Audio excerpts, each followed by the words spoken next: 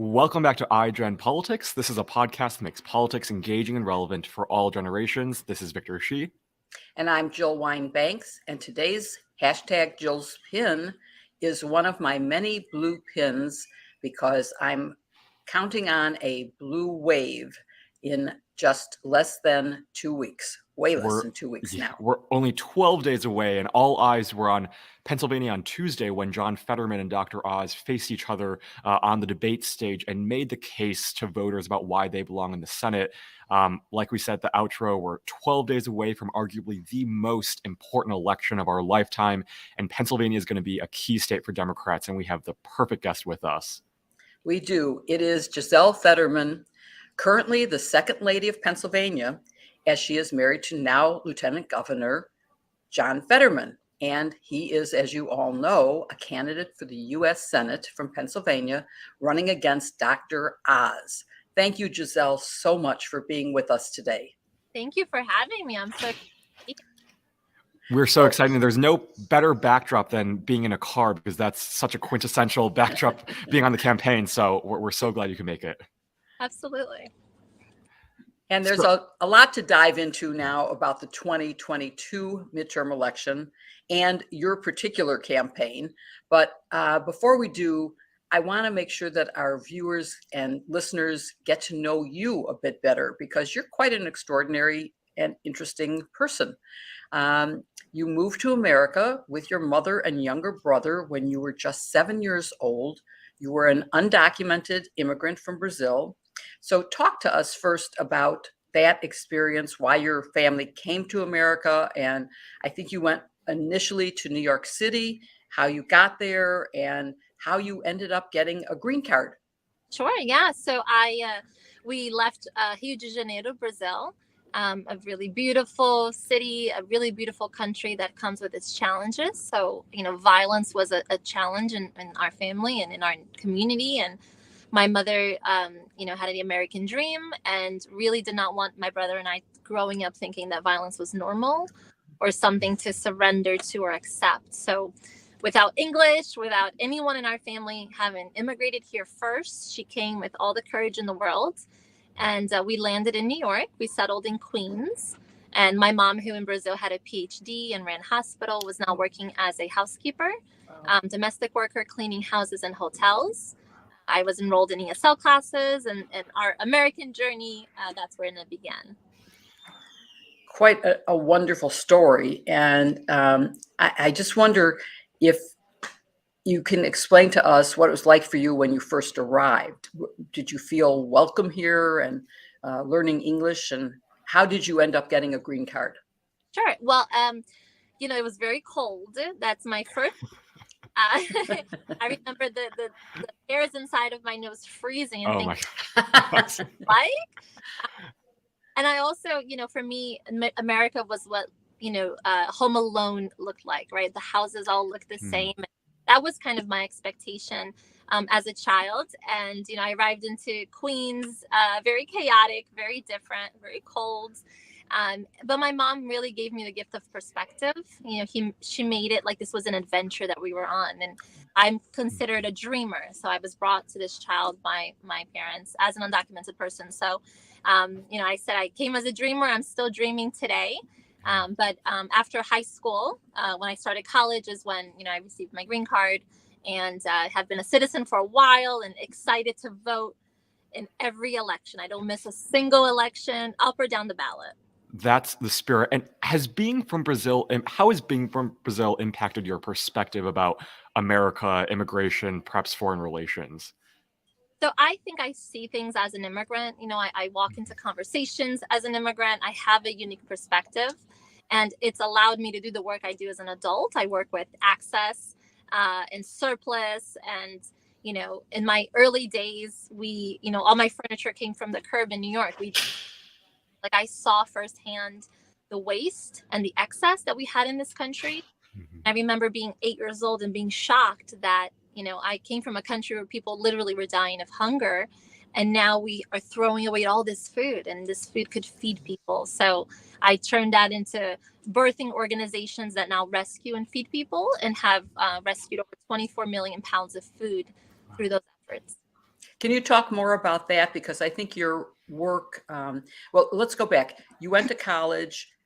What did you do after college? I'm a nutritionist, so I worked with food justice and food access.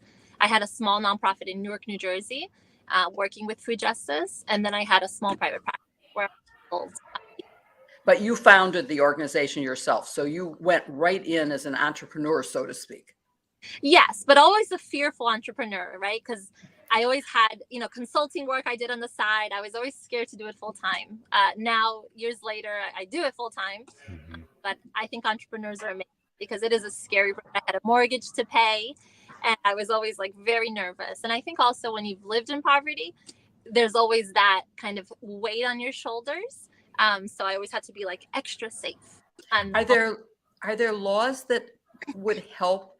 I know that there are so many restrictions on food that is otherwise thrown away being reused for charitable purposes. Is there something that could be done in legislation that could help that? Absolutely. We're in the progress of doing that. I'm working with 2 amazing state senators to pass policy that would not allow perfectly good food to be wasted. We see this in France. We see this in Boston. It has been done before. And I've always said I hated politics, which is still true. But all my nonprofit work, it exists only because of policy failures, right? And that's when I was able to make the disconnect. Like, these things I've created is because policy has failed and we've needed to fill gaps. So we can do better policy that can make things work much, much better. And we've seen that in other countries in regards to food waste and food excess. And that is something we're hoping to do in Pennsylvania. So you mentioned that you hated politics, but now you're very much in politics because of your role on the John Fetterman campaign. I first want to ask, I'm curious, how did you meet John Fetterman? Sure. I was at a yoga retreat in Costa Rica, and unrelated, and there was one American magazine in the lobby, and I picked it up and I started reading it, and inside there was an article about Braddock and this young mayor who was working on this community that had been abandoned, and all his efforts to revitalize, and all the love that he was pouring into it. And that just something stuck with me, and I went home and really didn't think about it much more. But I loved the Brooklyn Bridge. I lived in New York and just thought it was the most beautiful bridge in the world. And then Braddock came across my radar again. And I learned that the steel that built the Brooklyn Bridge came from Braddock. And I thought, this is fine. So I wrote a letter to the borough of Braddock, sharing the work that I did in food justice and food access that I'd like to visit and just learn. And the letter ended up with John, who called me. And I came to visit a few months later. And then he fell madly in love with me, of course. And that's how it's been. That's how I ended up. Wow. So What a beautiful story. I love that. I've been Pennsylvania for 15 years now. Amazing. Go ahead, Jill. I was going to say, and of course, you're not just in Pennsylvania. You are the second lady of Pennsylvania, or what you like to call slop, the second lady of Pennsylvania. You have 3 children and a rescue dog. My rescue dog just came over. 2 rescues. 2? Yeah. Oh, 2. Okay. I only knew about Levy. Right. If Artie is Levi and Artie, but if Artie sees this and we don't mention her, she'd be upset. She's going to be, yes, we cannot make her mad. Absolutely. Absolutely. So you have continued to do the work that you've described in terms of food justice and founding organizations, but you've done a lot more than that. And I want to ask you 2 questions. One is, as second lady, how are you using the platform that gives you for advocacy purposes? And talk about some of the other things besides food that you have been involved in. I read about one called Hello Hijab, which produces miniature hijabs for dolls to expand diversity in that way, which I thought was just a brilliant idea. Thank you. So, I always say that with responsibility, and I really do take it very seriously. So some of my efforts as second lady, one has been the census. I was the census ambassador and worked really hard to ensure we had an accurate count. And not to brag, but we had the best count in the history of Pennsylvania. So that was a really great effort. I got to travel to communities where they were historically ignored and undercounted and talk about why they matter, why they need to be counted. Had a great time doing that. Also with Lieutenant Governor, the position comes with this mansion, and we did not want to live in a taxpayer-funded mansion. We were actually the only second family in the history of Pennsylvania to reject living in the mansion. And while we did not want the mansion, that mansion came with a pool, and the pool I wanted. And the dream was to open this pool and make it a public pool, turn it into the people's pool, and ensure that young people across Pennsylvania could learn how to swim and learn water safety, and kind of work to right some of the wrongs. Historically, swimming in America is very racist. And usually when you look at drowning statistics, it usually affects children of color because of lack of access.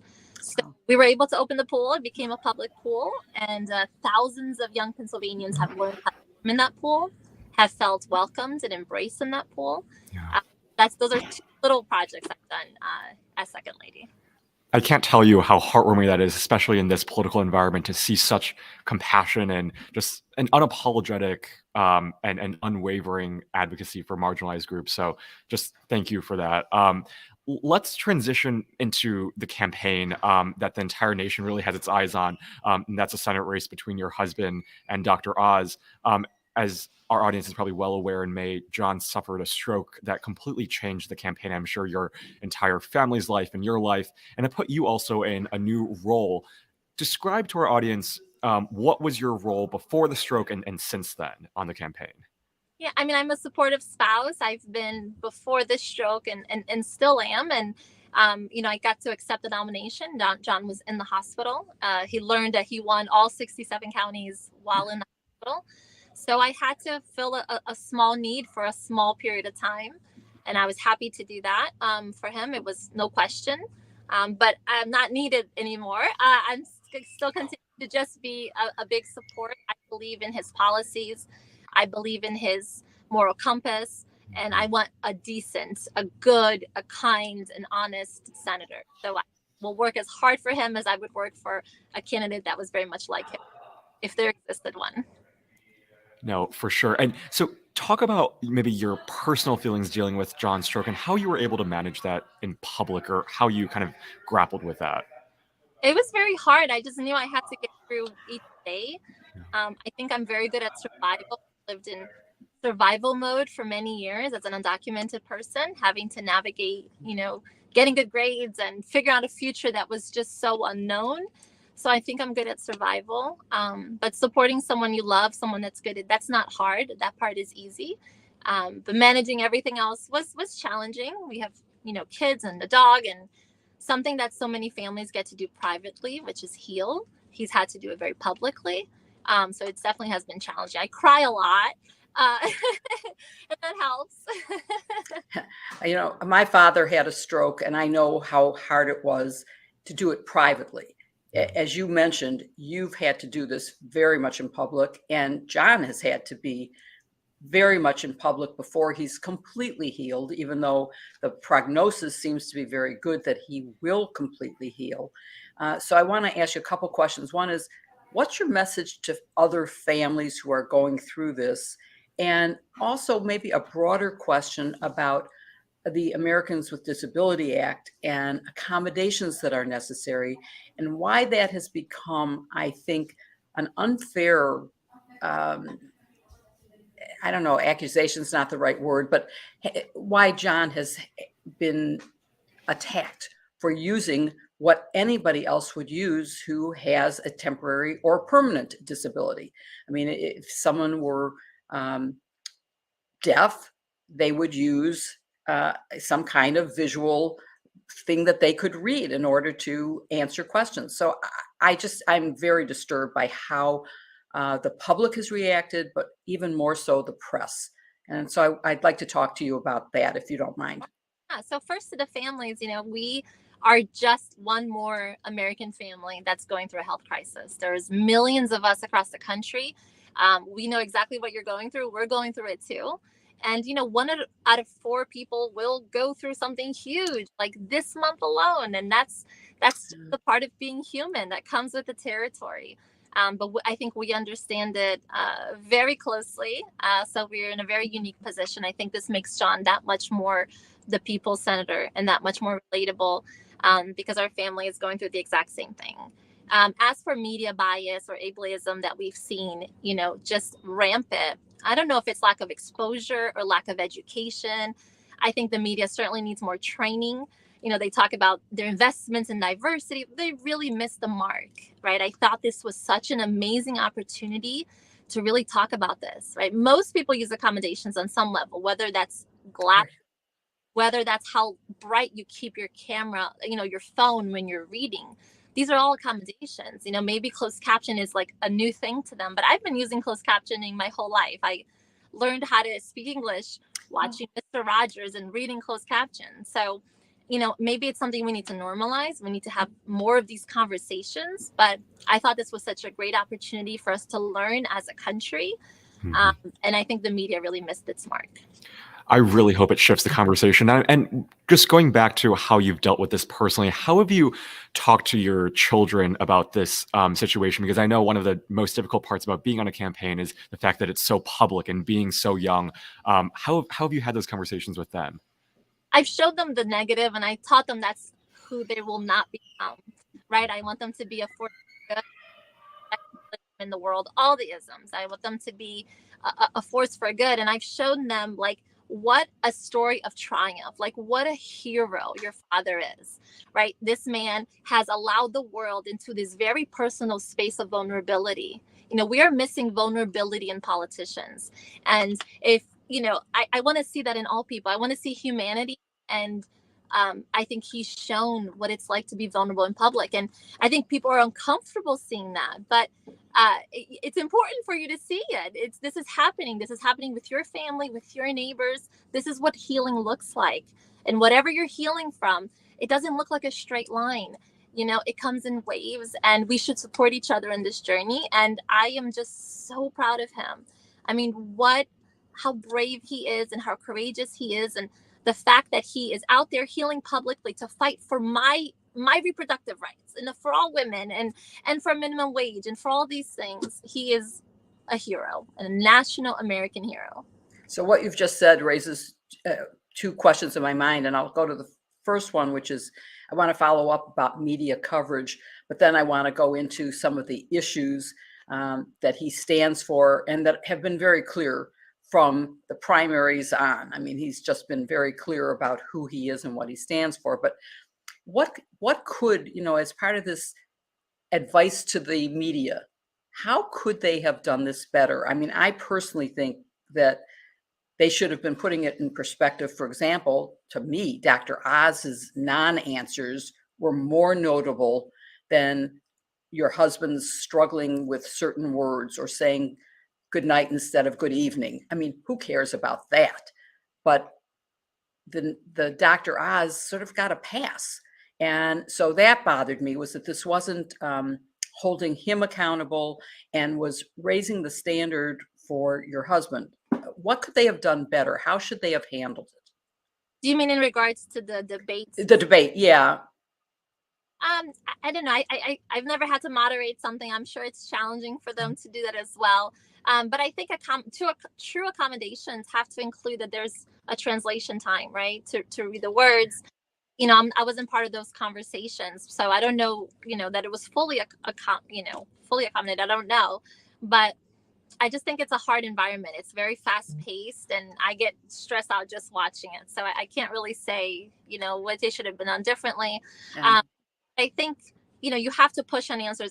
My dream is always that instead of a buzzer, you would just mute the mic so you can't over talk the mic. I think that'd be great to see, or like a live fact checker, right? Because Oz lied and lied and lied. Especially after what happened in 2020. Everything was a lie. Ding, ding, ding. That's not true, right? I think that's my dream, because otherwise you just have one person lying nonstop, or in many cases, two people lying nonstop. Yeah. Fact checking would be a great part of a debate. I agree with you on both of those points, and hope that debate formats will change. And I understand that there was a lot of negotiating about how the format for this this particular debate would be. And it seems like the closed captioning didn't quite work the way it was supposed to. Was that a problem, or is that being misreported? I wasn't at the debate. I was home with the kids watching it. I wasn't Okay. part of the conversations. All right. Go ahead, Victor. Yeah. So one of the things that's really fascinated me, especially as a young person, I'm a part of this organization called Voters of Tomorrow, which has a group chat in Slack, and we talk about all the campaigns and their strategy and how they reach young voters. Is the Fetterman campaign and their digital strategy. Last or a couple of weeks ago, they launched Fetter memes. They have so many innovative ways to reach young people. And I'm wondering if you can shed light on how the campaign has tried to really become this online sensation and some of the techniques that you use to really engage Gen Zers and my generation. Sure. I mean, we have a team, I think are funny. We really enjoy, having a good time with things. I think it's important to be very serious about the work, but I think it's important to not take ourselves serious. And all you saw was like our life, in a screen, in memes, in conversations, and, a great team. I think it's important to have folks of all ages and all perspectives working on your team. We have an extremely diverse and creative team, and we have fun with it. And I think fun is missing in politics. Politics is many terrible things, but it can also be really good things, right? We can pass great policy. We could do hard things. We could have fun and be kind while we're doing it.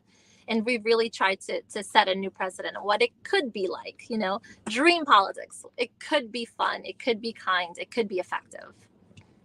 One of the things that's bad about politics has been the threats to candidates and even to poll workers.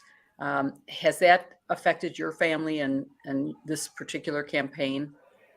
Yeah, I mean, I can speak for myself. I'm harassed daily. I wake up every day to 200 to 300 DMs of threats or vulgar messages from, QAnon and MAGA and you name it. I don't want it to ever be normal, but this is my reality. I've had to go private on my Instagram. I've gone private on Twitter because otherwise you can't manage the noise. And it's kind of sad. I just feel like who wastes their time doing this? But unfortunately, that's where the noise comes from. And I've found ways to cope and to silence and to mute it. But I think that keeps many good people from wanting to run for office or get engaged, because this is a reality they have to face. So how have you muted it? I mean, that would be advice, I think, that everyone listening to this, because there's no one who doesn't get subjected to some form, let's maybe broadly call it bullying or harassment.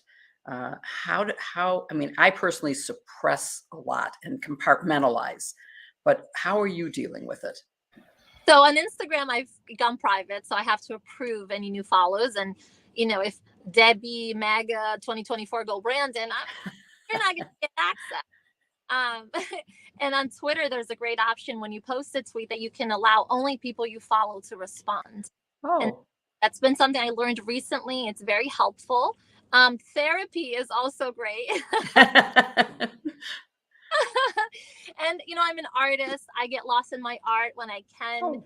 And that is a great form of therapy as well. But I know that it's noise. And sometimes it's a pep talk you have to go through yourself. It's not personal, right? Talk about your art. I'm a mosaic artist. So I make. Wow. And so that is a great release for me when I'm not on the road or in the back seat of a car. But I think reminding yourself that it's not personal, that it is, something much bigger and scarier, helps. So I try to keep those positive voices in my mind all the time. I'm wondering, in Pennsylvania, because it's such it's a really swing state, how have you dealt with some of the more Republican voters and those conversations with them? One-on-one, they're great. I win people over, but because I'm not scared to have conversations with them, right? And I think once you're in front of someone, it's much harder to hate someone after you talk to them, after you see them as a parent, after you meet their kids, so I don't write people off. I believe in engaging with people, even when I have really uncomfortable conversations, which happens a lot. And I come home and I'm drained and I cry the whole way home. And, I've had people say, I think you're great because you do such nice work. And my issues are with all the other immigrants. Or I've had people say to me, well, you don't look like an undocumented person. But one look like, right? And I get to, I think, push back in the best way I can, which is gentle, which is kind, which is with an open mind and heart. And I do know that people are the results of their environments, their vulnerabilities, the channels they watch. And I try to remember that they're a human first, and that maybe we can find a place that we can connect with. And I think we're successful a lot of the time in those conversations.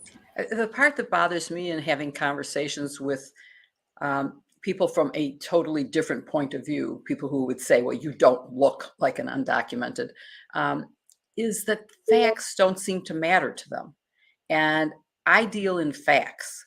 And how do you communicate information when people say, well, I just don't believe that, or I totally believe that the machines flip votes for Biden, Sure, when there's no evidence of that? right. Facts work much better face to face. They don't work online, right? I think face to face is where you see humanity, is where you're able to connect. And facts work much better when you're having a real conversation with someone, when you're willing to have these really hard conversations. We have events in the reddest parts of the state, and we have these conversations. So we've never been afraid to not go anywhere, which is, I think, why John won all 67 counties overwhelmingly. So I think a lot of Democrats historically have just written people off, right? Like, they're all voted for Trump, and we're not even going to go there. But I think it's important to go there. It's not easy. It's not always fun. But that's, I think, how we get to unity, is trying to have those conversations. What kind of crowds do you get in those red areas? Hundreds of people. I mean, hundreds of people. We had a rally in, I want to say Indiana County. We had over 500 people. I mean, these are red parts of the state. Pennsylvania is a very purple state. Most of our counties are red counties. The big counties tend to be blue, but we have more red counties than we have blue counties, and we go everywhere and we talk to everybody, and we don't believe in leaving anybody behind. And what attracts a red, I would assume in those red counties, the people coming are registered Republicans who have probably voted in the last several elections for a Republican candidate. What attracts them to come? I mean, how do you get them there? What's the most effective advertisement you have? John is a real person with a real record, and I think people connect to that. I think we are thirsty for authenticity. I think that humanity is missing in politicians, and with John, all you get is humanity. This is a real person. This is a dad. This is someone who cares about the state, who lives here. And I think that's what people see every single day. Someone stops us and says, I'm a Republican, but I'm voting for you. And so that there's something much bigger happening here, right? This is a real person who can connect with people. And I love how you slipped in, and he lives here. Yes. That didn't go unnoticed. I know Jill has many questions about just the way that John's persona is perceived in public and his authenticity, but I'm curious about your time visiting Republican voters, because you said that you've been there and you've had many conversations with them. What are some of the issues that they care most about, and what do you think maybe the Democratic Party is getting wrong about them and how they are shaping the narrative? They care about many of the same things we care about, right? They want their kids to be safe. They want their kids to go to good schools, to have opportunities, to be able to vacation. And that's where you meet on the humanity. Of course, we disagree on some key things like reproductive rights or, common sense gun laws. But I think the family part, we can all relate to that. And we don't have to agree on everything, right? I think the only person you agree with everything on is maybe yourself. But that's okay. You have to know that this is someone who cares about you, who you believe will make right decisions that will help and support your family. Inflation, of course, is still a big one. But I think at the end of the day, they care about their families too, right? They love their kids as much as we love our kids. We can differ on a lot, but there are things we can connect on, and we should work to focus on those things and find a common ground. And then we can work from there. That's when you find a place of respect, and you can have a real conversation after that. If you walk in guarded, it's not going to turn out well. You have to come in with an open heart. That is such good advice. But Victor's right. I did have some questions about sort of the persona of your husband. As someone who is married to a man who thinks that if his jeans are clean, he's dressed up. I'm amused that you said before the debate, I'm going to make John wear a suit tonight, because of course he's known for his hoodies and his running shorts. And I loved when you said, I'm making him wear a suit. But how have you dealt with this unique perspective of who this unique man is and how it comes across to the public? John believes in comfort, and I can't not. We all do better when we're comfortable, right? He wants some normalized comfort, and I can't get mad at that. But I've tried to change him. I wanted him to change his clothes. And one, you don't change a person. And two, I could care less how he dresses. I much more care about how he's going to vote. So, I'm always dressed up. He's always dressed down. We find balance. It's okay. That's my relationship too. Exactly. Exactly. So we have 12 days remaining in the campaign, and this election is very much about a choice between someone who is compassionate, who has thought through the policy, done the work, and someone who, like Dr. Oz, doesn't even live in the state. How is the campaign looking right now, and what is your message to voters 12 days out? We're looking good. We're feeling strong. We are almost there. We'd love your help and anything that you can do. If you go to Mobilize John Fetterman, you can find ways to text bank. You can make calls. You can write postcards. There's something that fits everyone. I always say that, I've door knocked for a lot of candidates in my life. And that was hard for me sometimes. Like if someone was mean, I would start crying. That's probably not the best method. But text banking is something I'm really, really good at. I could do thousands a day. So there is a place for you in democracy. And it could look like writing postcards. It could look like any number of things. But, call your friends who live out here. Make sure that they're registered. Make sure they have a plan to vote. Making a plan helps. Thinking about, this is what I'm going to wear on election day. All of these little things we do help to ensure that we get out and vote on November 8th, because our lives are on the line. Democracy is on the line. Puppies are on the line. I mean, everything is on the line. I will say it's probably more comfortable to vote in casual wear than any formal wear. So John is setting a good example for that. We always like to end on this question, which is, this is an intergenerational podcast. So we try to reach young people, everyone across all the generations. But what is your message to maybe first-time voters in this election, and maybe how to engage those type of voters? Sure. Well, I'm so excited if you're voting for the first time. I remember my first time voting. It was a dream. I had waited so long to be able to. And imagine how lucky you are that you get to be part of the process of deciding your future. That's amazing. And I hope you enjoy it. You have a great day. Go out to lunch after. I hope it will be a holiday one day. But for now, make this something that you do every single time. You get to pick your future. We can complain about so many things, or we can do something about it, and you get to do something about it. So thank you for stepping up. Thank you for voting for the first time. It's so exciting. And get a sticker and take a picture and tell all your friends about it. And get all your friends to go out, because if everybody gets one more person to vote, it's going to make a big difference. Turnout is key in this election. So everyone vote. And if you're a young person voting for the first time, the power is in your hands. Young people can decide the future of elections. That's how many there are of you. That's how strong you are. You can actually decide who our leaders are. So, and I trust you because you guys make good decisions. I'm faithful. Gisele, we want to thank you so much for coming on today. We had such a blast, and we're wishing you all the best in this final stretch of the campaign. Thank you. Thanks for having me. Thank you. So much,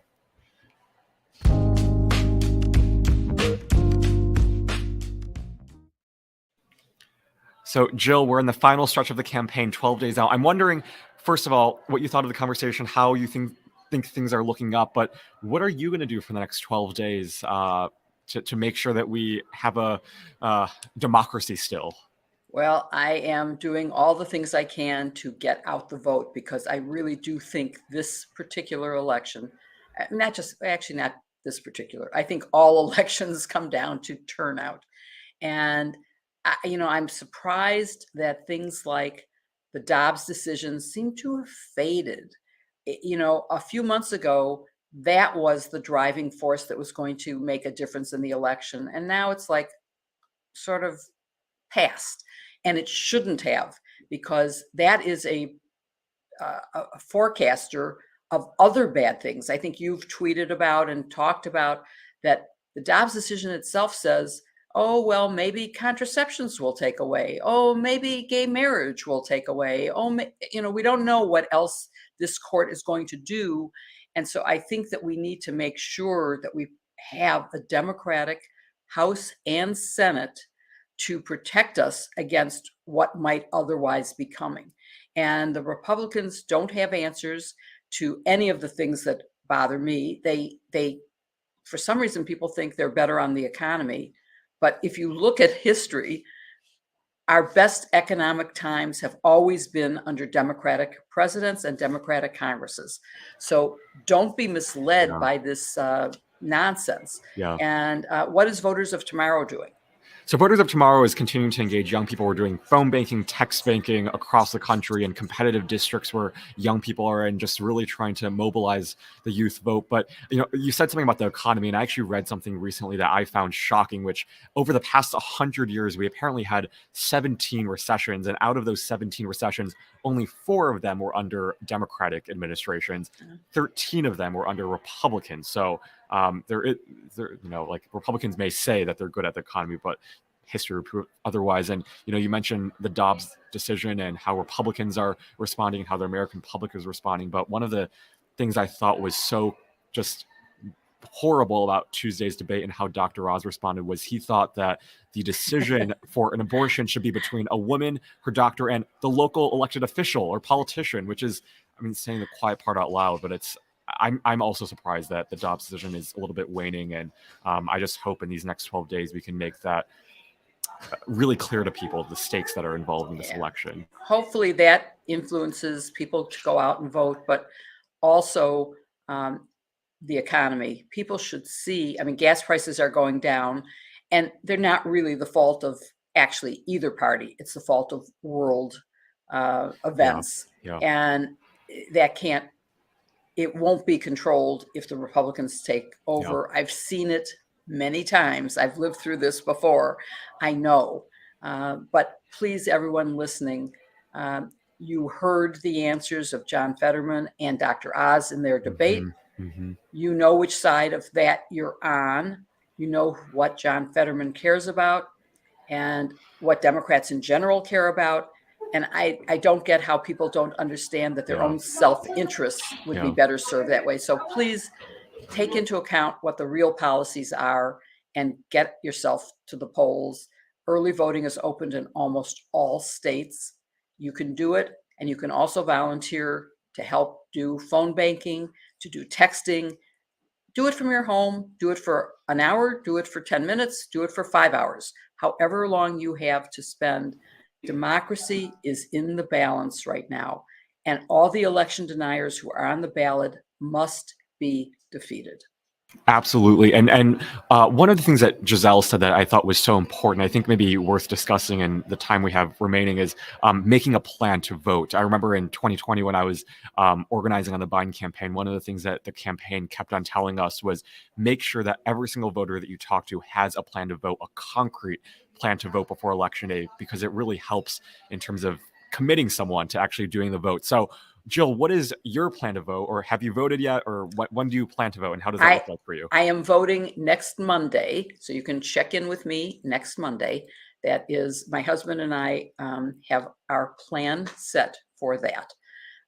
So I look forward to that. I always like to vote early. Also, I will be in Minnesota on November 8th, so I can't vote on Election Day.